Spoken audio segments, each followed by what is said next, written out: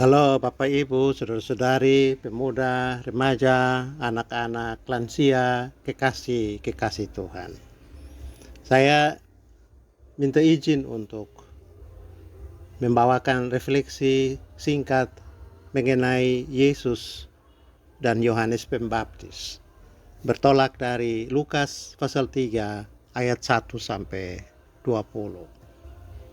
Sebenarnya sih bagian ini cocok untuk berbagai event atau momen serah terima pelayanan dari pejabat baru, dari pejabat lama ke pejabat baru dalam berbagai lingkup, baik lingkup masyarakat sipil maupun juga masyarakat religius.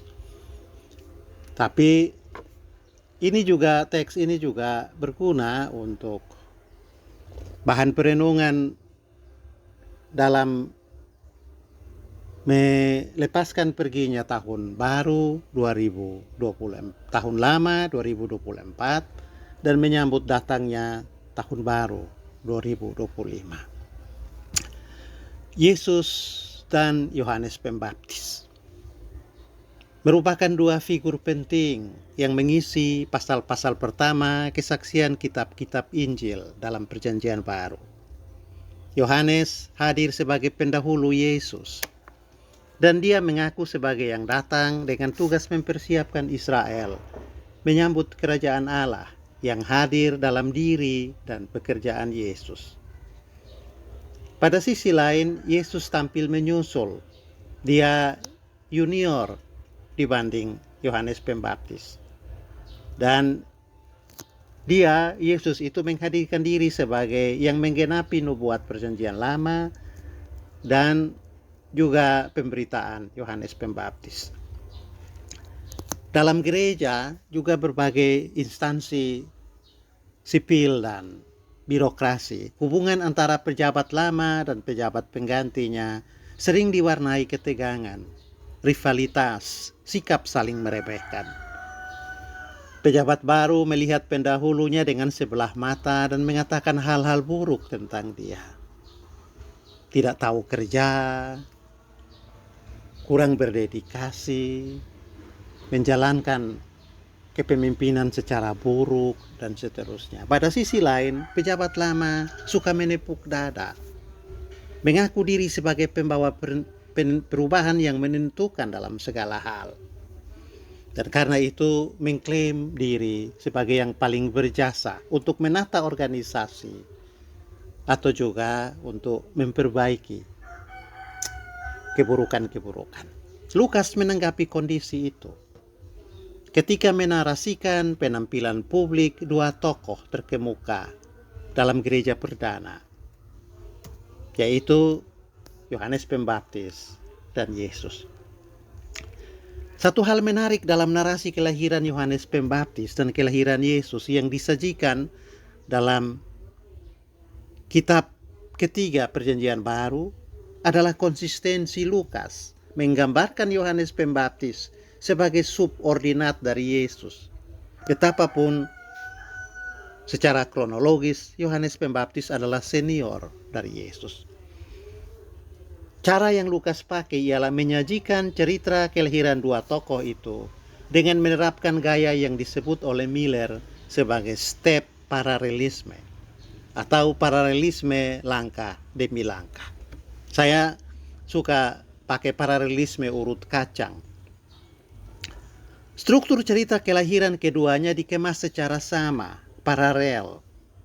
Nah, berikut ini beberapa kesejajaran yang ditunjukkan Lukas. Pertama, kelahiran Yohanes Pembaptis maupun Yesus didahului dengan penampakan malaikat Gabriel.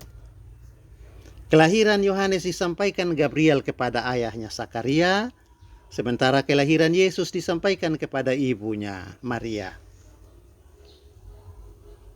Objek pemberitaannya saja yang berbeda, yang satu laki-laki, yang satu perempuan.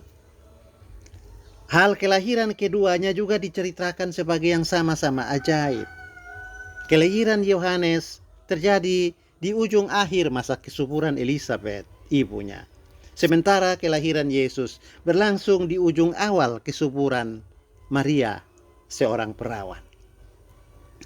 Kedua, respons Zakaria dan Maria terhadap berita dari Gabriel, sang malaikat juga sama. Keduanya menaikkan nyanyian pujian. Zakaria bernyanyi memuliakan Allah. Maria menaikkan kidung pujian dengan ucapan syukur, Magnificat atau Benedictus. Lukas menggambarkan momen kelahiran Yohanes Pembaptis dan Yesus sebagai sebuah peristiwa sukacita. Orang-orang di sekitar Zakaria maupun Maria bergembira karena kelahiran ajaib kedua tokoh ini. Ketiga, momen pemberian nama. Kedua bayi ini juga diceritakan secara sejajar oleh Lukas. Itu terjadi pada hari penyunatan mereka. Nama yang diberikan mengikuti nama yang diberikan oleh malaikat, baik yang diberikan kepada Yohanes maupun juga kepada Yesus.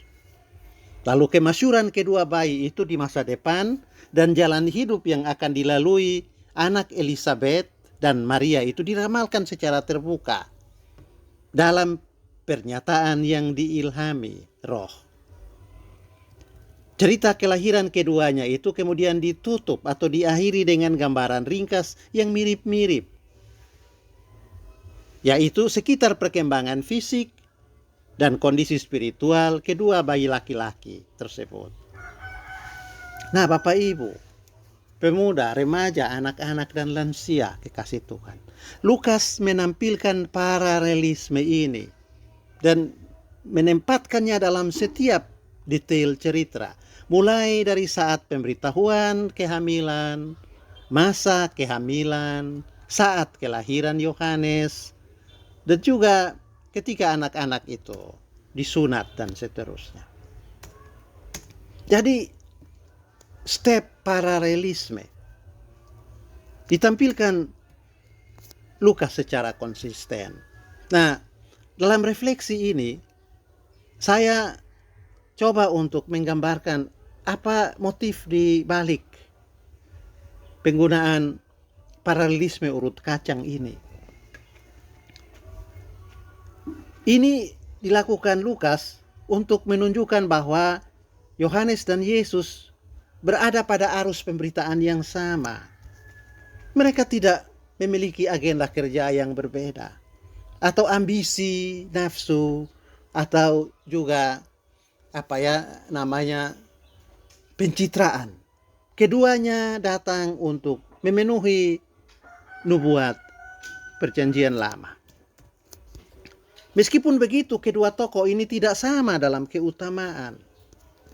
Lukas secara eksplisit menjelaskan bahwa Yesus lebih besar dari Yohanes Pembaptis. Meskipun hubungan junior-senior terbalik, Yohanes senior, Yesus junior. Tetapi dari segi keutamaan, junior lebih diutamakan dari senior. Ini nyata dari perkataan malaikat tentang masa depan keduanya. Tentang Yohanes disebut bahwa ia akan membuat manusia siap menyambut Tuhannya. Sedangkan tentang Yesus dikatakan bahwa ia akan memerintah kaum Yakub selama-lamanya. Itu dia maksud untuk menampilkan subordinasi dari Yohanes di hadapan Yesus.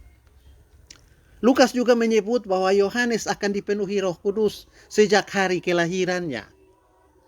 Sedangkan Roh Kudus bekerja dalam pembuahan Yesus. Artinya juga Yesus lebih utama. Atmosfer pertemuan dua wanita hamil, yaitu Ibu Elisabet dan Ibu Maria, juga memperkuat superioritas Yesus atas Yohanes. Dan itu ditunjukkan Lukas dalam dua hal. Pertama, ketika Maria memberi salam kepada Elisabet, disebutkan bahwa Yohanes yang belum lahir melompat kegirangan di dalam rahim Elisabet dan berkata, Maria juga berkata, ya, siapakah aku ini? Sehingga ibu Tuhanku datang mengunjungi aku. Jadi Lukas Meskipun berupaya untuk menggambarkan kesamaan tugas antara Yohanes dan Yesus, tetapi secara eksplisit juga menunjukkan bahwa yang junior itu memiliki status lebih dari yang senior.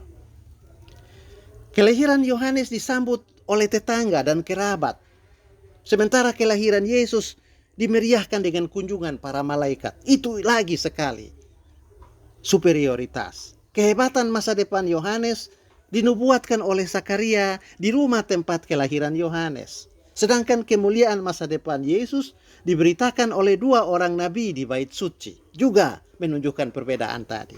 Dan yang terakhir, cerita tentang Yohanes dalam Lukas 1 dan 2 berakhir pada saat ia disunat. Sedangkan cerita tentang Yesus berlanjut melewati masa kanak-kanaknya. Dan kemudian sampai dengan kenaikannya ke sorga. Cerita Yohanes berakhir dengan dia ditangkap, dipenjarakan. Sedangkan cerita tentang Yohanes berakhir dengan kebangkitan dan kenaikan ke sorga. Nah, Lukas menggunakan gaya narasi paralelisme langkah demi langkah untuk menyampaikan pesan bahwa Yesus lebih besar dari Yohanes Pembaptis. Yohanes memang tampil mendahului Yesus, tetapi ia menempati posisi subordinat berhadapan dengan Yesus. Secara umum motif ini yang pertama menjadi yang terkemudian, yang kemudian menjadi yang pertama. Memang mewarnai narasi tokoh-tokoh penting dalam hikayat Israel Perjanjian Lama. Misalnya, Habel lebih dari Kain, Ishak dari Ismail, Yakub dari Esau, Musa dari Harun, Daud dari kakak-kakaknya. Jadi Lukas toh menggunakan motif-motif dari leluhur bangsa Israel untuk juga menampilkan 2 tokoh tadi, Yohanes dan Yesus. Lukas kembali menggunakan motif ini dalam narasi tentang Yohanes Pembaptis dan Yesus. Meskipun begitu, ada satu hal yang penting yang mendorong Lukas secara konstan mengartikulasikan subordinat Yohanes. Tapi bukan hanya Lukas yang mensubordinasikan Yohanes Pembaptis. Penulis kitab Injil pertama, yaitu Matius, juga melakukan hal yang sama. Subordinasi Yohanes Pembaptis di hadapan Yesus dalam kitab Injil Yohanes terlihat lebih jelas. Kitab Yohanes berbuat lebih to the point. Ditegaskan oleh Yohanes bahwa Yohanes Pembaptis bukanlah terang itu. Ia datang hanya untuk memberi kesaksian tentang terang. Yohanes Pembaptis juga mengaku dengan mulutnya sendiri bahwa dia bukanlah yang diurapi, bukan juga Elia, bukan pendahulu dari dia yang diurapi, bukan juga seorang nabi. Yohanes berkata terus terang bahwa dirinya hanya suara yang berseru-seru di padang belantara atau padang gurun. Artinya Yohanes tahu diri sebagai pemimpin yang akan berlalu. Persepsi diri Yohanes sebagai subordinat dari Yesus digambarkan Yohanes Pembaptis dengan ungkapan metaforis yang sangat dalam maknanya. Yohanes menyebut diri, membuka tali kasutnya pun, aku tidak layak. Bapak Ibu, pemuda, remaja, anak-anak, lansia, kekasih Tuhan, membuka tali kasut. Begitu yang dijelaskan William Barclay adalah tugas seorang budak. Dan budak merupakan status sosial paling rendah dalam struktur sosial masyarakat Timur Tengah. Dengan menyebut diri budak, Yohanes Pembaptis menempatkan diri lebih rendah dari kedudukan terendah dalam struktur sosial. Yohanes Pembaptis berhadapan dengan Yesus yang adalah benar-benar agung dan mulia. Dan Yohanes Pembaptis tidak malu menempatkan diri sebagai subordinat, bahkan lebih rendah dari posisi seorang budak. Dalam kitab keempat Perjanjian Baru juga tidak ada cerita bahwa Yohanes Pembaptis bertemu dengan Yesus, membaptis Yesus, atau bahkan bertemu dengan Yesus. Yohanes Pembaptis hanya melihat Yesus dari kejauhan. Dan dari kejauhan itu juga ia berkata kepada murid-muridnya, itu anak domba Allah. Dalam kitab Injil keempat, Yohanes Pembaptis dengan terus terang berkata bahwa ia harus makin kecil dan Yesus makin besar. Tujuan kedatangannya, begitu kata Yohanes, adalah untuk bersaksi tentang Yesus. Penulis kitab pertama Perjanjian Baru, Matius, juga melakukan subordinasi serupa. Dalam adegan pembaptisan Yesus oleh Yohanes, Matius menampilkan pengakuan yang langsung dari mulut Yohanes tentang ketidaklayakan dirinya membaptis Yesus. Yohanes secara jujur menempatkan diri sebagai subordinat, meskipun kemudian Yohanes melakukan pembaptisan terhadap Yesus. Ada klaim dari pengikut-pengikut Yohanes di kemudian hari bahwa Yohanes lebih besar dari Yesus karena Yohanes yang membaptis Yesus. Dan untuk membantah klaim itu, Matius menunjukkan bahwa sebenarnya bukan Yohanes yang membaptis Yesus, tapi Yesuslah yang meminta Yohanes untuk membaptis dia. Betapapun Yohanes sudah mengakui secara terbuka bahwa dia tidak pantas membaptis Yesus. Selanjutnya Matius membuat sebuah pernyataan dan Yohanes pun menurutinya, artinya menuruti permintaan Yesus. Pernyataan ini ditampilkan Matius untuk menegaskan bahwa Yesus memang dibaptis oleh Yohanes atas permintaan atau perintah dari Yesus. Tentu ini juga jadi bukti petunjuk bahwa Yesus berada satu level di atas Yohanes Pembaptis. Kembali ke kitab Lukas. Ada satu adegan dalam hikayat masa kecil dua tokoh ini yang menarik untuk diperhatikan lebih detail dalam rangka tadi hubungan senior junior. Adegan ini adalah momen baptisan Yesus.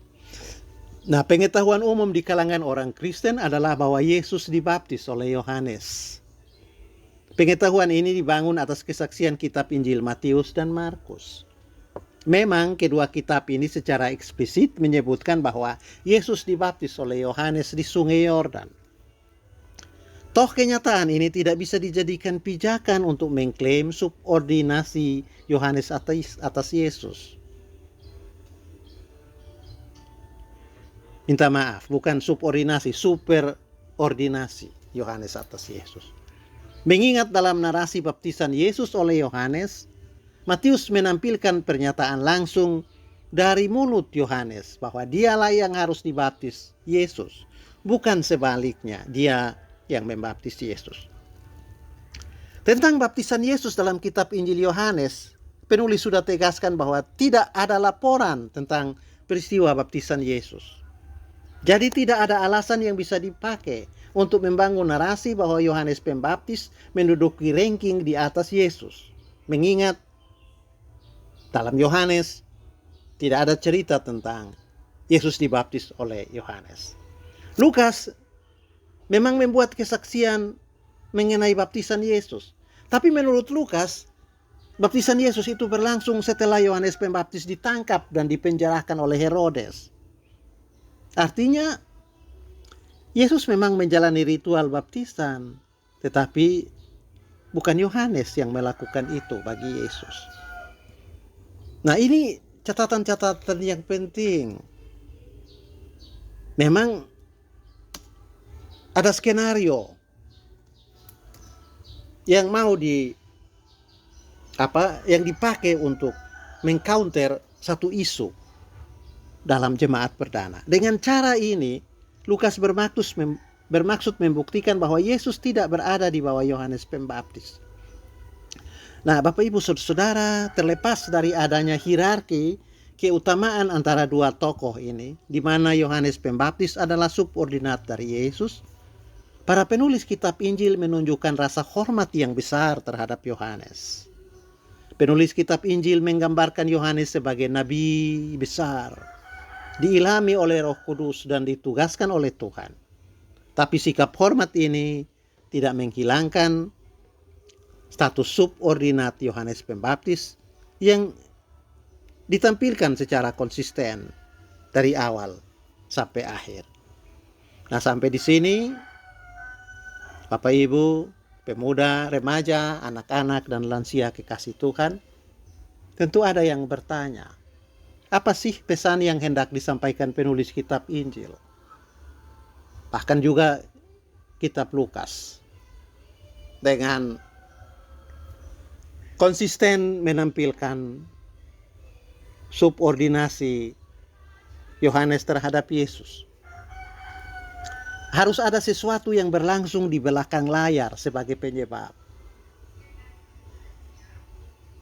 Dan Lukas serta kitab-kitab Injil pasti hendak membantah atau menanggapi masalah atau apa yang ada di belakang layar itu, yang hidup atau beredar dalam jemaat mula-mula tentang Yesus dan Yohanes Pembaptis. Nah, kira-kira jawabannya seperti ini. Lukas menggunakan paralelisme urut kacang ini untuk menanggapi adanya persaingan antara pengikut Yohanes Pembaptis dan pengikut Yesus setelah kedua pemimpin tersebut meninggal dunia. Atau bukan meninggal dunia, Yohanes meninggal dunia dan Yesus naik ke sorga. Masing-masing pihak menganggap pemimpinnya lebih unggul dari yang lain. Umat Kristen mula-mula berada dalam posisi yang dirugikan oleh perdebatan ini, karena Yohanes telah mendahului Yesus, sehingga dapat dikatakan bahwa Yesus hanya meneruskan pekerjaan yang dimulai oleh Yohanes. Lebih parah lagi, ada kenangan yang tidak dapat disangkal bahwa Yesus pernah menjadi murid Yohanes, atau setidak-tidaknya mengakui otoritas Yohanes, karena seperti kita lihat tadi, Yesus datang dan membungkukkan diri di hadapan Yohanes untuk dibaptis. Nah, atmosfer kehidupan bergereja selalu diwarnai oleh ketegangan antara pemimpin karena masalah rivalitas. Pemimpin baru suka meremehkan karya dan kontribusi pemimpin sebelumnya. Sebaliknya, pemimpin terdahulu membanggakan diri sebagai yang berjibaku habis-habisan memperbaiki banyak hal. Dan pemimpin baru datang untuk sekedar menikmati saja. Kondisi ini telah menimbulkan kepahitan di pihak yang disakiti. Lalu sukacita hidup bergereja hilang. Yang ada ialah permusuhan antar generasi dan di antara para simpatisan atau pengikut. Lukas menunjukkan hal ini dengan narasi tentang Yesus dan Yohanes Pembaptis, bukan untuk merawat atmosfer rivalitas itu. Lukas justru menampilkan sisi yang sering diabaikan, yaitu adanya kerendahan hati atau sikap tahu diri dari Yohanes sebagai pendahulu, dan sikap tidak lupa diri dari Yesus sebagai yang tampil menyusul. Yohanes tahu diri sebagai pekerja dalam posisi demisioner, sementara Yesus pekerja yang akan melanjutkan tidak lupa diri. Yohanes bersyukur untuk posisi yang ia terima menjadi pendahulu dan pekerjaan-pekerjaan yang sudah dia lakukan. Dia bergembira untuk penghormatan yang dipercayakan kepadanya, betapapun dia tidak layak untuk itu. Sikap tahu diri ditunjukkan Yohanes dengan mengaku bahwa dia bukan siapa-siapa di hadapan Yesus. Bahkan untuk membuka tali kasut Yesus, Yohanes tidak layak. Sebaliknya, Yesus menghormati Yohanes dan pekerjaan sang pendahulu. Dan tidak ada upaya untuk meremehkan Yohanes. Yesus malah menyebut diri menyebut Yohanes sebagai yang terbesar di antara para nabi dalam perjanjian lama. Nah, kitab Injil dalam perjanjian baru menampilkan dua tokoh ini, Yesus dan Yohanes Pembaptis, untuk menunjukkan kepada kita teladan hidup terpuji dua orang pemimpin dalam proses serah terima estafet pelayanan. Dari kedua tokoh ini kita belajar bahwa kemajuan satu organisasi atau komunitas itu juga bergantung pada sikap para pemimpinnya, yang datang pertama dan yang datang kemudian. Mereka saling mengakui kontribusi dan menghargai karya-karya. Dalam rangka pergantian tahun, kita mesti katakan bahwa seburuk-buruknya pengalaman yang kita jalani di 2024, ada hal baik yang kita terima di sana. Dan hal baik itu dapat kita jadikan modal untuk melangkah masuk di tahun 2025, tahun yang baru. Tuhan memberkati kita sekalian.